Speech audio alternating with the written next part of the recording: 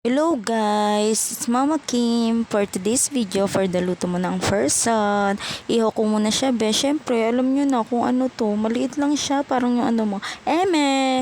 And then, kuha muna ako ng kaldero para pagtapos iho, magsaing pa tayo. Syempre, babalatan pa natin siya be. Maproseso be, parang nung iniwan ka niya, eme!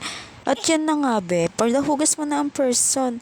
Syempre, parang mabango pag sumalong. Eme, bigas yan be, iba na yun. Okay na to?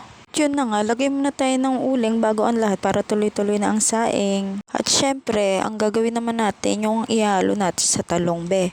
Yung itlog at harina para may pagka-crispy. At pagtapos, magbalat na tayo ng talong. Ayan, imekos-mekos na natin yan insan. Lang natin sila para magkalasa at maging kasing sarap ko. Eme, walang ganon.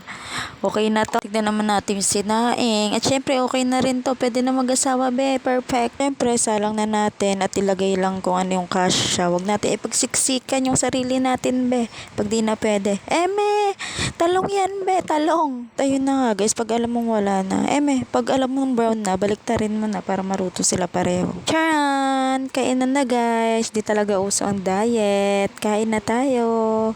Unang subo. Sarap ko.